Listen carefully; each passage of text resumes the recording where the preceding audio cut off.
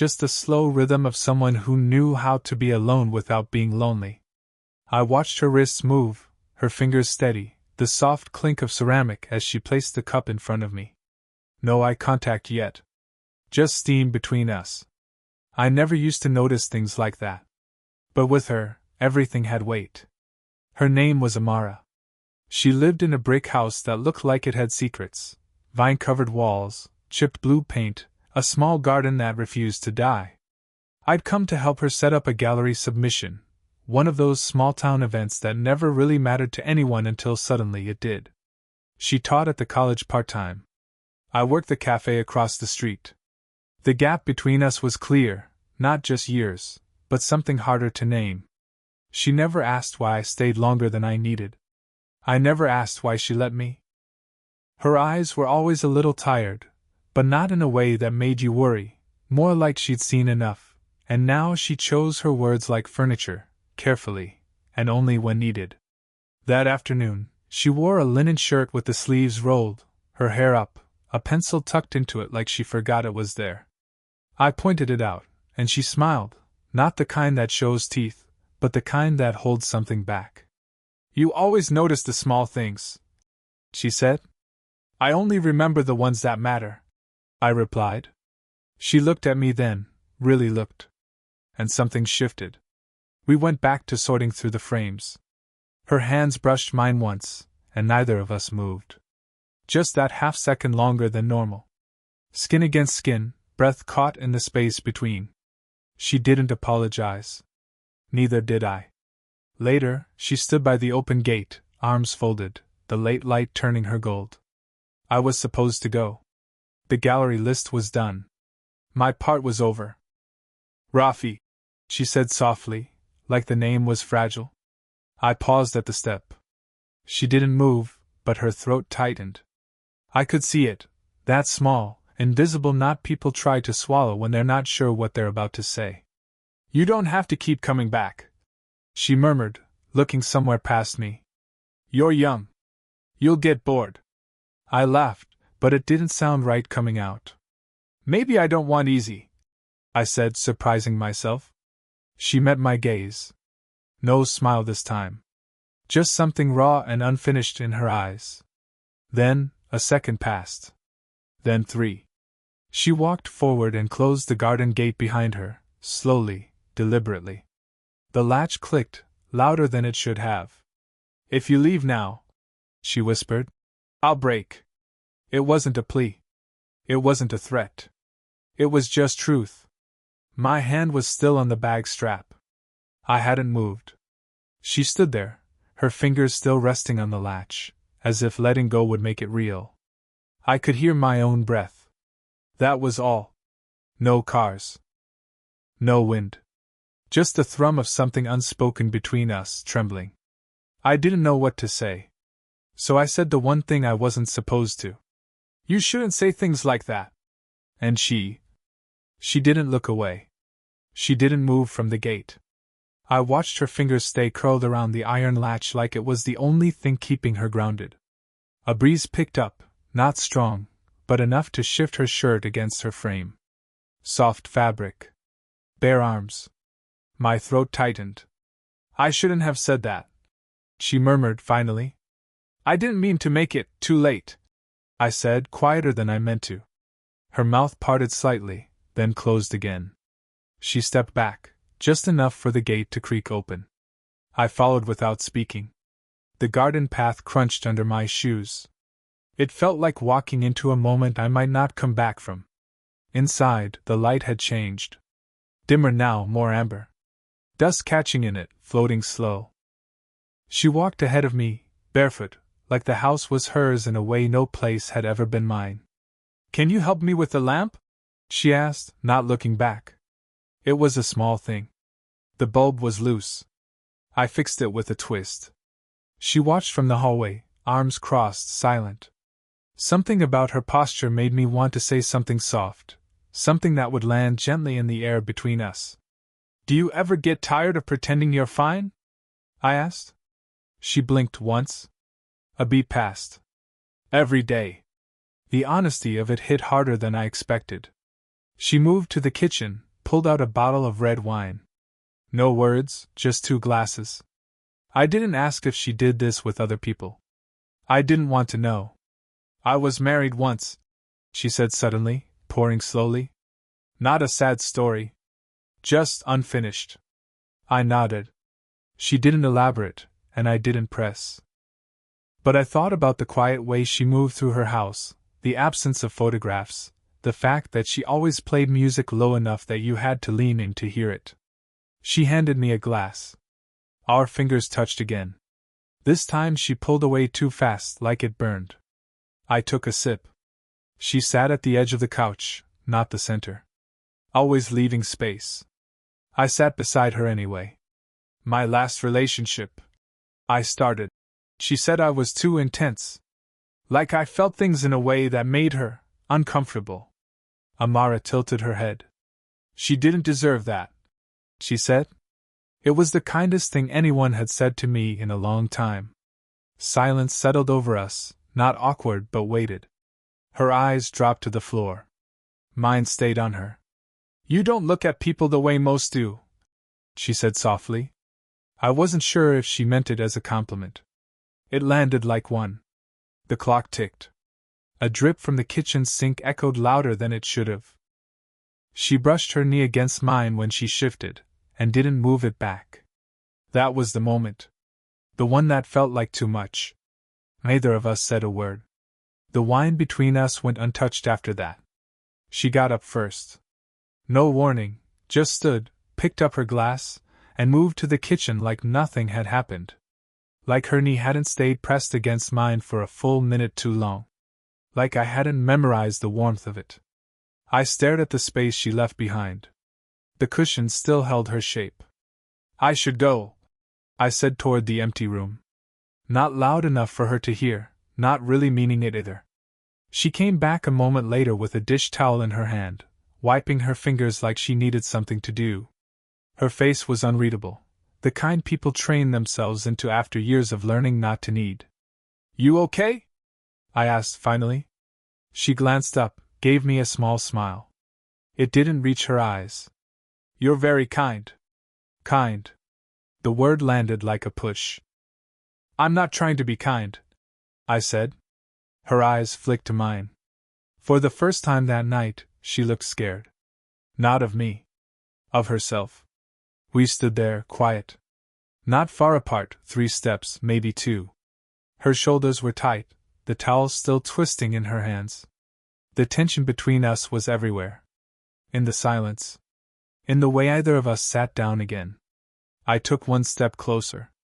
Didn't touch her. Just stood there. Her breath caught. Just for a second. Just enough. Then, her phone rang. It cut through everything like a blade. She turned too quickly, bumping the table. The wineglass wobbled but didn't fall. I watched her cross the room and answer without checking the screen. Hello? She kept her back to me. Her voice softened in a way it hadn't before. No, it's fine. Just working on the gallery prep. Yes. I'll email you in the morning.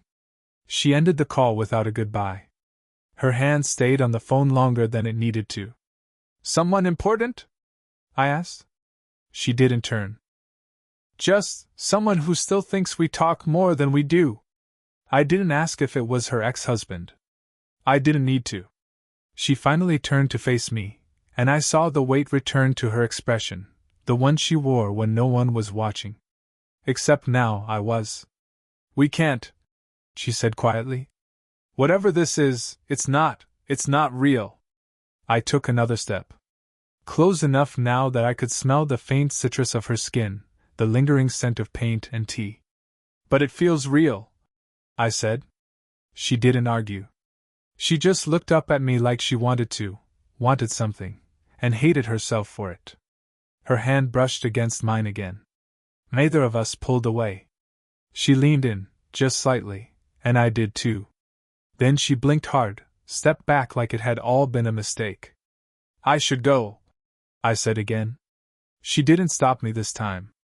I reached for the door, turned the knob, felt the weight of her silence behind me. And as I stepped out, I told myself the one thing I knew wasn't true. I knew I shouldn't be feeling this, but I was. The next day, I didn't plan on going back. I told myself it was better this way, to leave it blurred, unresolved. Let last night stay suspended in that almost space, where nothing's ruined and everything's still possible. But by 6 p.m., I was standing outside her gate again. Same worn latch. Same silence beyond the hedges. I didn't knock. I waited, hand resting on the top rail like I had something to say if she came out. She didn't. So I turned. I had just made it to the sidewalk when her voice stopped me. You weren't going to come in? I looked back. She was barefoot again, standing just past the doorway, arms crossed. Her hair was down this time. She looked tired. Or maybe like she hadn't stopped thinking either. I wasn't sure I should, I said. She stepped out, let the screen door click behind her. Why? She asked. I shrugged. Because you pulled away. She didn't deny it. The gate creaked as I leaned back against it. You said it wasn't real? I know. Her voice was thinner than usual, like she hadn't used it all day. We just stood there.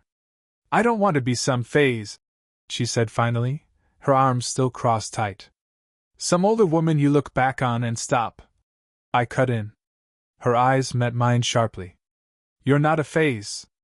Don't do that to yourself. She looked like she might argue, but then her face softened, or cracked. I couldn't tell which. I used to be the kind of woman people listened to, she said.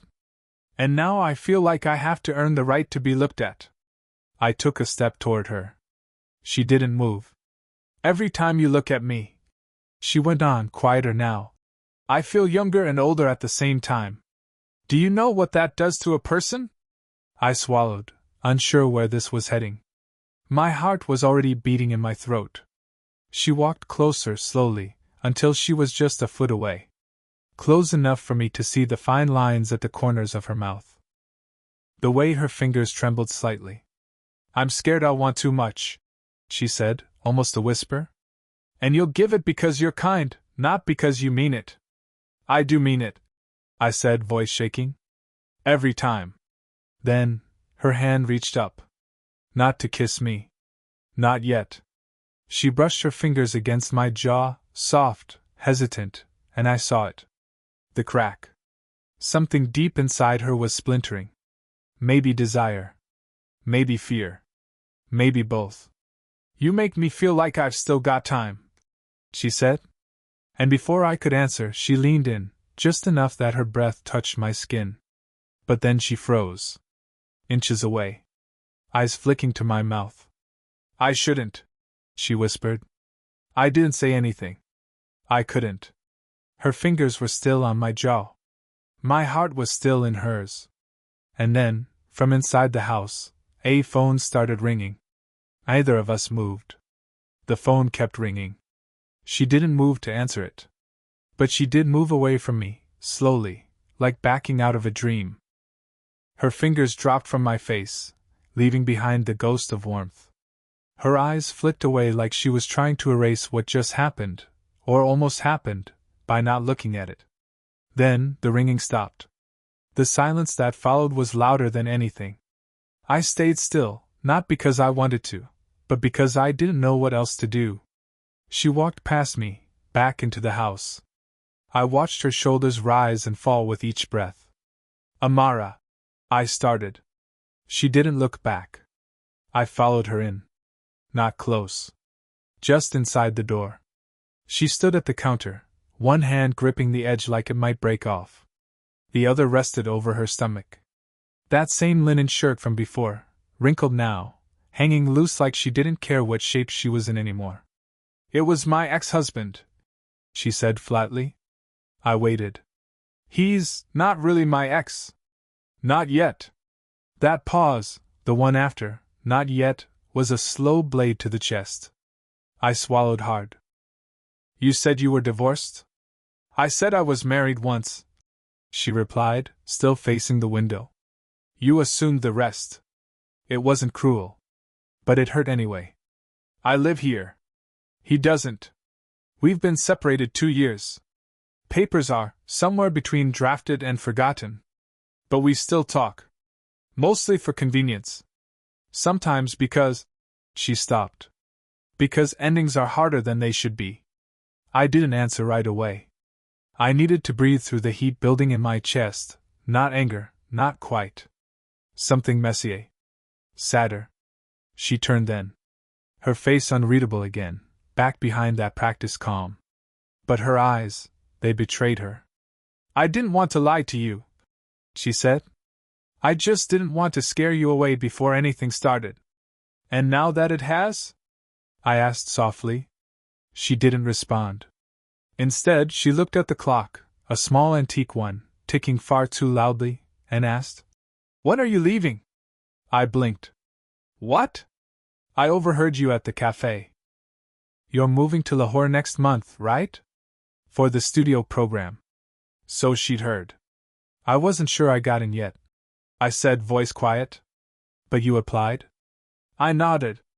She gave a small, breathless laugh, not bitter, just tired. We built something on borrowed time, didn't we? The room felt colder now. I stepped toward her. That doesn't mean it wasn't real. She looked down at her hands. It means it's easier to walk away. We stood in the middle of the kitchen, close but not touching. Every part of me wanted to reach for her, not out of desire this time, but something gentler, more desperate. But she took a small step back. We weren't supposed to need this, she whispered. And maybe that's what scared her most. I opened my mouth, then closed it again. There was nothing left to say that wouldn't make things worse. No solution. No neat way to stay. Just two people standing in the middle of something that wasn't supposed to happen, and had. I turned toward the door. She didn't stop me. But she didn't move either. As I closed it behind me, I didn't know what we were anymore. And maybe neither did she. I didn't plan on seeing her again. I told myself it was better, that distance would sort everything into clean compartments. That we'd both move on, like grown-ups, like people who didn't almost fall into something they couldn't explain. But 3 days later, I found myself walking that same path again. No excuses left. No lies about dropping something off. She was sitting on the garden steps, barefoot again, wearing a sweater that looked too big for her. There was an untouched cup of tea beside her. Steam long gone. When she looked up and saw me, she didn't smile. She just breathed in, like she'd been holding it the whole time I'd been away. I wasn't sure you'd come back, she said. I wasn't either. I sat down beside her. The concrete was cool against my legs. The sun was low, gold and slanting. Her hands rested in her lap, fingers nodded. Neither of us spoke for a long moment. Then I said, I want you. But I don't know how this can work. She didn't flinch. Didn't pretend she hadn't been thinking the same thing. I've been asking myself the same thing, she said, her voice so soft it almost got lost in the breeze. I'm leaving. You're not done with something. Or someone. Maybe both. She nodded, eyes on her hands. I'm still tangled in pieces I haven't figured out how to cut loose. I swallowed. And I don't want to become just another wound you hide under a rug. She turned to me then, really turned. Her face bare, no masks. And I don't want to take your youth like it's something I borrowed. Something I have to give back. It hit me harder than I expected. Not because it wasn't true, but because I'd never heard anyone say it like that. Not with fear. Not with tenderness. You haven't taken anything, I said. You've only made me want more time. That made her blink. Her lips parted like she wanted to answer, but the words didn't come. So I kept going. I think about what it would feel like to just stay. Not forever. Just tonight. And not as a guest. Not as a mistake. She closed her eyes for a beat. When she opened them again, they were glassy with the kind of emotion that doesn't break, it just sits in your throat, unspoken. I don't have answers, she whispered. I don't need them, I said. Just tell me you want this, too. She didn't rush. She never rushed. But after a long, trembling silence, she looked at me. I do, she said. God help me, I do. I didn't reach for her. She didn't lean in. We just sat there, two people in a quiet garden, surrounded by old feelings and soft light and the sound of a kettle whistling in the background. She stood, finally, and walked toward the house. She didn't say anything else. But she left the door open. The next morning, the sky was a soft gray, not stormy, just undecided. I woke up on her couch, a light blanket pulled over me that I didn't remember her placing. The air smelled like toast and something herbal. The kettle was whistling again, like it had been doing that all along, waiting for us to stop running in circles. I sat up slowly, listening for her footsteps. She was in the kitchen, facing the window. The same sweater from yesterday, sleeves pulled over her palms. Her hair was loose, undone. And when she turned to look at me, she didn't hide this time. Good morning, she said like it was simple. I nodded. You always wake up this early? Not always, she said, turning back to the window. But today felt like it needed a head start. I walked to stand beside her. The garden was wet from a light drizzle overnight. A few petals clung to the glass. Her fingers rested against the sink, and mine found the counter just inches from hers. We didn't talk about last night. Not yet. But the silence wasn't heavy anymore. I've been thinking, she said finally, still looking out, about all the things I didn't do because I thought I was supposed to outgrow them. I glanced at her. Like what? Like falling in love without knowing where it'll lead. Letting someone in. Wanting something that might not make sense to anyone else. She turned to face me fully. No more distance. I don't want to be careful with you, she said. I want to be real. I felt something settle in my chest, not excitement, not even relief. Just stillness. Like something finally stopped spinning. I won't ask you to stay, she said. Not in a way that costs you what you've worked for. You don't have to, I said. She tilted her head, uncertain. I deferred the program, I told her. Her eyes widened, but she didn't speak.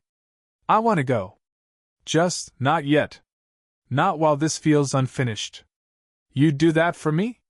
No, I said gently. I'm doing it for us. She reached for my hand. This time, she didn't hesitate. Her fingers laced into mine like they'd done it 100 times before. We stood there a long time. Not talking. Just holding on. Later, we sat at the table, two mismatched mugs between us, the toast going cold. People will talk, she said. Let them. And you might get tired of me. I smiled. Then I'll tell you. And if I break again, I'll stay, I said. Even then. She reached across the table, brushing a crumb from my sleeve. Her touch lingered, not out of hesitation, but comfort. For once, we weren't reaching across a divide. We were already there,